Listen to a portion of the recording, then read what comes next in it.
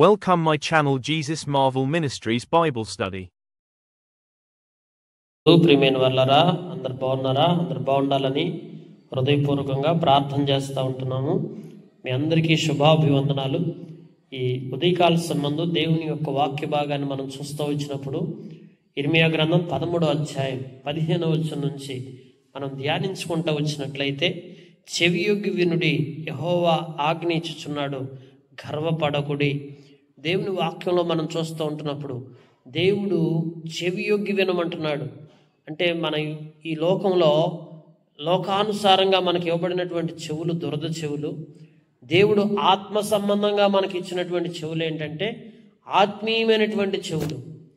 ఎప్పుడైతే ఆత్మీయమైనటువంటి చెవులు తెరవబడి లోకానుసారమైనటువంటి చెవులను మనం ఎప్పుడైతే మూసివేసి ఆత్మీయ చెవులు తెరిచి ఉంచుతామో అప్పుడు దేవుడు నీతో మాట్లాడటం ప్రారంభిస్తాడు.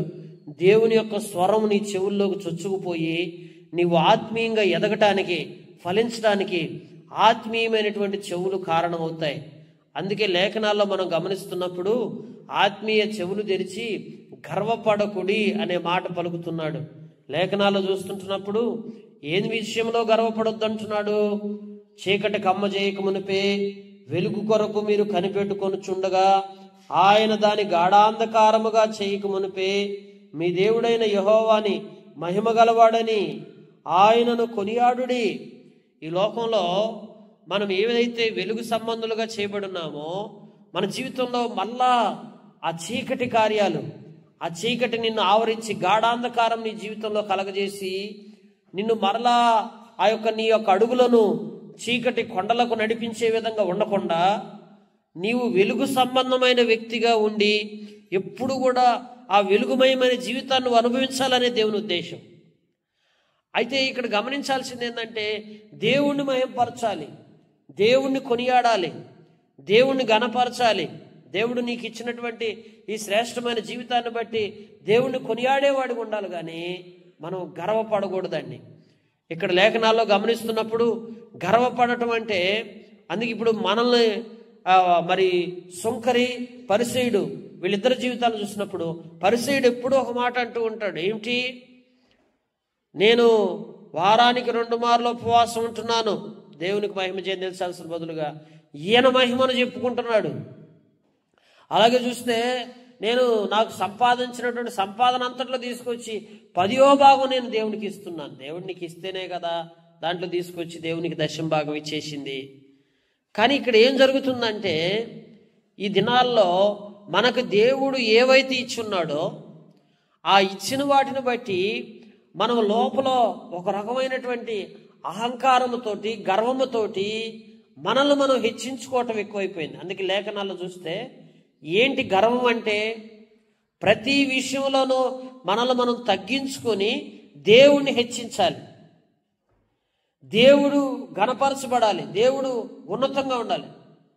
బ్రదర్ మీకు మంచి జ్ఞానం ఇచ్చాడు, మంచి వాక్యం చెప్తున్నారని నాకు ఇచ్చాడు అనకుండా ప్రభు దయ, ప్రభు యొక్క కృప వల్ల ఈరోజు నాకు మంచి జ్ఞానం ఇచ్చాడు దేవుడు.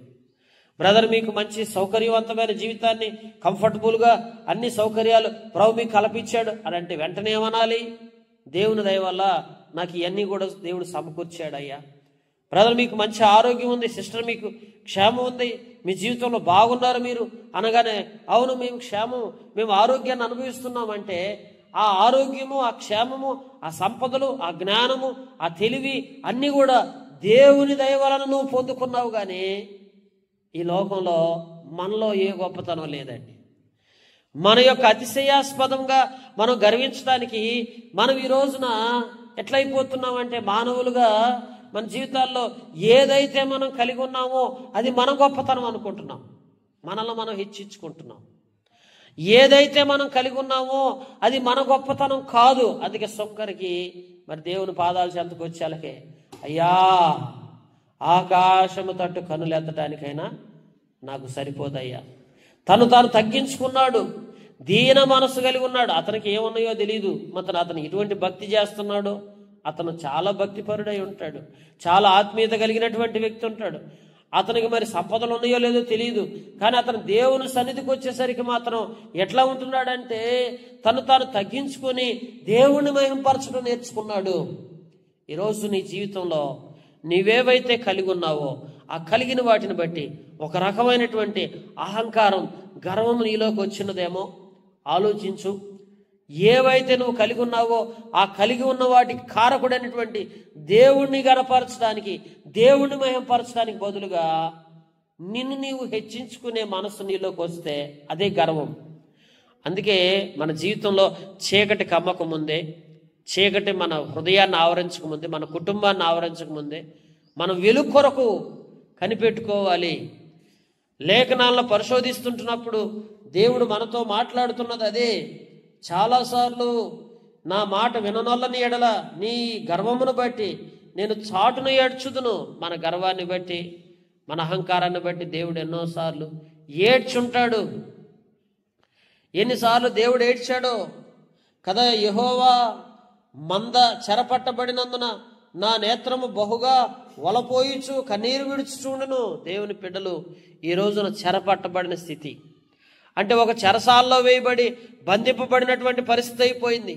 ఎందుకంటే లోకం అనేది ఒక చెర. లోకం అనేది మనం కలిగి ఉన్నామనేదే ఈరోజు మన అహంకారానికి, మన గర్వానికి కారణం. కలిగి ఉన్నదేది నీవు లేకుండా కలగలేదు. దేవుడు లేకుండా నీ జీవితంలో నువ్వు కలిగిన ఆరోగ్యం కానీ, నీకు ఇచ్చిన క్షేమము కానీ, నీకు ఇచ్చిన సంపదలు కానీ, నీకు ఇచ్చిన జ్ఞానం కానీ, తెలివి కానీ ఏదైనా సరే ఈరోజు నువ్వు కలిగి ఉన్నావంటే నీవు కలిగి ఉన్నది ఏది కూడా దేవుడు లేకుండా కలగలేదుగా. దేవుడు లేకుండా నీ జీవితంలో ఇవేమైనా నువ్వు సొంతం చేసుకున్నావా అంటే ఏమీ లేవు. అయితే మనం చేసుకున్నది ఏంటంటే ఈ లోకం అనే చెరలో మనం కొట్టుమిట్టాడుతూ బాధపడతా ఉంటున్నప్పుడు దేవుడు అయ్యో నా ప్రజలు, నా మంద చెరలోకి వెళ్ళిపోయింది ఏందని దేవుడు అంట చాలాసార్లు విచారపడి ఏడుస్తా దిగులుతూ ఉంటున్నాడంట. ప్రియులారు, నిజంగా దేవుణ్ణి బాధ పెట్టొచ్చా మనం? దేవుని బిడ్డలైనటువంటి వారు, అందుకే దేవుని ప్రజలైనటువంటి వారు శిరోభూషణమును నీ మీద తల మీద ఉంచే సుందర కిరీటం అయింది, అది ఉంచుదామని చూస్తే అది పడిపోయింది. దేవుని వాక్యంలో చూస్తే దక్షిణ దేశ పట్టణంలో మోయబడి ఉన్నాయి, వాటిని తెరవగలవాడు ఎవడూ లేడు. యోధా వారందరూ చెరపట్టబడి ఏమీ లేకుండా సమస్తము కొనిపోబడిన, సమస్తము చెరపట్టబడినాయి. ఈరోజు మనల్ని దేవుడు ఆత్మీయంగా ఆ చెర లేకుండా స్వేచ్ఛగా, స్వతంత్రంగా, ఆత్మీయ సౌందర్యం కలిగి మనం జీవించాలని ఆ యొక్క మందగా మనల్ని ఏర్పరిచినప్పుడు తీరా వచ్చేసరికి ఇప్పుడు మనం ఒక చెరలోకి వెళ్ళిపోయిన వారిలాగా, ఆ సౌందర్యాన్ని కోల్పోయిన వారిగా, ఎంతసేపటికి దేవుని మహింపరచాల్సినటువంటి మనం ఈ లోకానుసారమైన విషయాలను బట్టి వాటిల్లో అతిశయిస్తూ, గర్విస్తూ ఒక రకమైనటువంటి యుగోలకి అహానికి పోతా ఈ రోజున మనుషులందరూ కూడా ఏమైపోతున్నారంటే పతనం అయిపోతుంటున్నారు. దేవుని వాక్యం అదే చెప్తుంది. కనుక నీ గీయబడినటువంటి మంద, నీ సౌందర్యం మంద ఎక్కడున్నది? ఈరోజు ఆ మందకున్న సౌందర్యం పోయింది. ఆ సంఘ సౌందర్యాన్ని పోగొట్టేసుకుంటున్నాం, చెరుపుకుంటున్నాం మనకు మనమే. ఎందుకంటే మరి లేఖనాల్లో చూస్తుంటున్నప్పుడు, మరి పరిశుద్ధ గ్రంథంలో మనం గమనించినట్లయితే ఏమి చెప్పబడుతుందంటే నీ మీద అధిపతులుగా నియమించబడినప్పుడు నీవేమి చెప్పుదువు? ప్రవచించు స్త్రీ వేదన వంటి వేదన నిన్ను పట్టును కదా. లోకంలో మానవుడికి ఒక వేదన పట్టేసింది. ఏ వేదన? ఎట బతకాలి, ఎట తినాలి, ఏం తాగాలి, ఎలా భవిష్యత్తు ఎట్లా, అంత వేదన, మనసంత వేదన. పౌలు గారు ఒక వేదన పడతా వచ్చాడు. ఆత్మలు ఎట్లా రక్షించబడాలి, ఒక వ్యక్తిని పరిపూర్ణతలోకి ఎలా తీసుకురావాలి, లోకం మీద ఆశ లేకుండా దేవుని మీదే ఆశ కలిగే వ్యక్తిగా ఎట్లా మార్చాలని పౌలు అంట ప్రసవవేదన పడ్డాడంట. ఒక వ్యక్తిని పరిపూర్ణతలో తీసుకురావడానికి, ఒక వ్యక్తిని కంటానికి ప్రసవవేదన పడతా వచ్చాడు. ఈరోజు నశించిపోతున్న ఆత్మల పట్ల, ఆత్మలు రక్షించబడాలని ప్రసవవేదన పడేవారు ఎంతమంది అండి? కొంతమంది సేవకులు ఎప్పుడు ఏడ్చి కన్నీరు గార్చి అయ్యో మనుషులు నశించిపోతుంటే ఎట్లా వీళ్ళకి వేదన.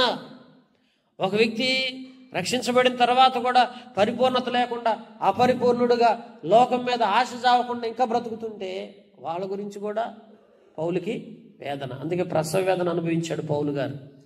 దైవజనుడైన పౌలు గారు ప్రసవ వేదన అనుభవించాడు. ఈ రోజున మనమేమో లోకానుసారమైన ప్రసవ వేదన అనుభవిస్తున్నాం. ఏమని? దేవా నాకు అది లేదు నాయన, ఇది లేదు నాయన, నా జీవితంలో ఇంకెప్పుడయ్యా, ఇవన్నీ ఎప్పుడు ఇస్తావయ్యా అని ఆ రకమైన ప్రసవ వేదన అనుభవిస్తున్నాం. అయితే దేవుని వాక్యం ఏం చెప్తుందో తెలుసా? ప్రియమైనటువంటి వారులారా, పరిశుద్ధ గ్రంథంలో రాయబడిన మాటలు చూస్తే, ఇవి నాకేలా సంభవించనని నీ మనసులో అనుకుని ఎడల నీవు చేసిన విస్తారమైన దోషమును బట్టి నీ యొక్క బట్ట చెంగులు తొలగిపోయిన, నీ మడిమలు సిగ్గునొందెను. ఏమవుతుంది?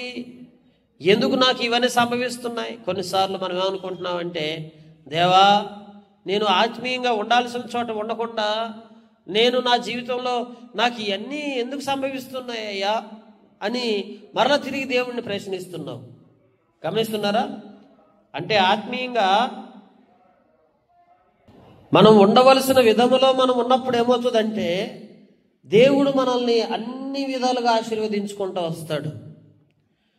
దేవుడు అన్ని విధాలుగా మనకి సౌకర్యాల్ని, సదుపాయాల్ని, అవకాశాలని, ఆశీర్వాదాలని, క్షేమాలని అన్నిటినీ కూడా నీ ముందు తీసుకొచ్చి నీకు సహాయం చేస్తాడు.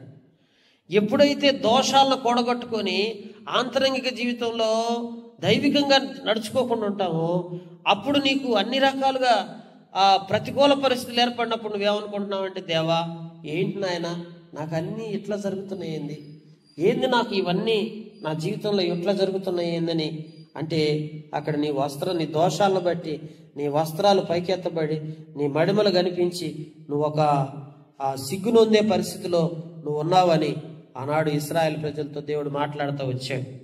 ఈ రోజున మనందరి జీవితాల్లో కూడా గమనించండి, కూషు దేశస్థుడికో లక్షణం ఉంది. తన చర్మమును మార్చుకోగలడా అంటే, కూషు దేశస్థుడు అంటే ఎప్పటికీ తన చర్మాన్ని మార్చుకోలేడు. చిరతపులి తన మచ్చలను మార్చుకోగలదా? వాక్యంలో చూస్తుంటున్నాం. చిరతపులి అంటే ఎప్పటికీ మచ్చలు మార్చుకోలేదంట, ఎందుకంటే దానికి మచ్చలు ఎప్పుడు ఉంటానే ఉంటాయి. అలాగనే మార్చుకొనగలిగిన ఎడల కీడు చేయుటకు అలవాటు పడిన మీరును మేలు చేయ వల్ల పడును. చూడండి, దేవుని వాక్యంలో చెప్పబడుతున్న మాట ఏంటంటే, ప్రియులారా, మన జీవితంలో మనం మార్చుకోగలిగితే, మన జీవితాన్ని మార్చుకోగలిగితే దేవుడు ఏం చేస్తానంటున్నాడంటే, ప్రియమైనటువంటి వాళ్ళారా, కీడు చేయటానికి నీ జీవితం అలవాటు పడిపోయింది అంటే నీలో ఎప్పుడు కీడు జరగటం, కీడుకే అలవాటు పడిపోయిన నీ జీవితంలో మేలు చేయటం ప్రారంభిస్తానంటున్నాడు దేవుడు. మేలు చేస్తాడంట కీడుకు బదులుగా. ఎప్పుడు చిరతపుల్లి లాంటి మచ్చలు విడిచిపెట్టేసి కూసు దేశస్థుడు చర్మంలాగా నీ చర్మం కప్పబడితే, ఈ రోజున నీవేదైతే ఆత్మ సౌందర్యాన్ని కోల్పోయి ఈ యొక్క లోకానుసారమైన చెరలో చింతలో కొట్టుమిట్టాడుతున్నావో దానిలో నుంచి నువ్వు బయటకు వస్తే దేవుడు నేను అంటున్నాడు, ఇక నుంచి నీ జీవితంలో మేలు చేస్తానంటున్నాడండి. ఇక నుంచి నీ జీవితంలో కీడనేది జరగకుండా మేళ్లతో నీ జీవితాన్ని నింపుతానంటున్నాడు. కనుక ప్రియమైనటువంటి వాళ్ళారా, అబద్ధము నమ్ముకొనుచు దేవుని మర్చిపోయినటువంటి వారిలాగా ఉండకుండా ఏదైతే మనకి వంతుగా లోకంలో మనం కలిగి ఉన్నామో దాన్ని విడిచిపెట్టేసేసి, అందుకే అంటాడు దేవుని వాక్యంలో, నీ వ్యభిచారం, నీ సకిలింపు, నీ జారక్రియలు, నీ కామాతురత నేను ఎరుగుదును. పొలములో మెట్ల మీద నీ హేయక్రియలు నాకు కనబడుతున్నాయి. యెరూషలేమా నీకు శ్రమ, నిన్ను నీవు పవిత్రపరచుకొనగలవు, నీకు ఎంతకాలం ఇలాగ జరుగును. అందుకే అంటాడు, హేయక్రియలు దేవుని దృష్టికి హేయమైనది ఏది నీ జీవితంలో ఉందో అది నీకు శ్రమ. ఆ హేయమైన దాన్ని నువ్వు మార్చుకుంటే దేవుడు నీ జీవితంలో కీడుని తీసేసి మేలు చేస్తానంటున్నాడు. ప్రియమైనటువంటి దేవుని బిడ్డలారా, ఎంతకాలం మనం అది మార్చుకోకుండా ఒక చిరతపులి ఆ యొక్క మరి ఉన్నటువంటి పరిస్థితుల్లో మనం ఉంట కూషు దేశస్థుడు ఉన్నట్లుగా మనం ఉండే విధంగా ఉండి అట్లా కీడుకి అంటే కీడు జరిగే విధంగా కుటుంబాన్ని నష్టపరుచుకోకుండా మేలుల కొరకు కనిపెడదాం. నీ కొరకు ఆయన దాచి ఉంచిన మేలు ఎంతో గొప్పది కనుక దాచి ఉంచిన మేళ్ళన్నీ నీ సొంతం చేస్తాడు. ప్రభు నిన్ను ఆశీర్వదిస్తాడు, ఉన్నత స్థితిలో తీసుకొస్తాడు, గొప్ప కార్యాలు జరిగిస్తాడు. మేళ్ళు వెంట మేళ్ళు నీ జీవితంలో జరిగించుకుంటూ వస్తాడు. ఎప్పుడంటే నీలో ఆ మార్పు వచ్చినప్పుడు. కనుక గర్వం వదిలిపెడదాం, అతిశయాస్పదాన్ని వదిలిపెడదాం, దేవుణ్ణి మయంపరచడం ఎట్లా తెలుసుకుందాం, బలహీనతలన్నీ తీసేసుకుందాం. దేవుని ఘనపరచడానికి, దేవుని మహిమపరచడానికి, దేవుడిచ్చిన ఈవులను బట్టి లోకమనే చెరలో బతకుండా ఆ దుఃఖాక్రాంతమైన జీవితాన్ని విడిచిపెట్టేసి, ప్రభువా నిన్ను మహిమపరుస్తానయ్యా, నువ్వు నాకు కావాలని నువ్వు చెప్పు. తప్పక దేవుడు ఈ దినమే నిన్ను మేళ్లతో నింపుతాడు. నీ జీవితంలో ఉన్న కీడనే తొలగిపోతుంది. నీవు ఇతరులకు చేసిన కీడు తొలగిపోతుంది. నీ జీవితంలో జరిగిన కీడు కూడా తొలగించేసి దేవుడు నిన్ను మేళ్లతో నింపి నీ జీవితాన్ని ఉన్నతంగా ఉంచి ఆశీర్వాదకరంగా చేస్తాడు. కనుక నా ప్రభు గొప్ప దేవుడు, నువ్వు ఆలోచించి అటు రీతిగా ప్రభు పాదాల చెంతకు వచ్చినట్టు ప్రభు నీకు సహాయం చేసి నిన్ను అన్ని విధాలు బలపరచులాగా దేవుడి మాటలు దీవించి గ్రహంలో తీసుకొచ్చి మనకు సహాయం చేసి మనల్ని బలపరచును గాక. Praise Lord. God bless you.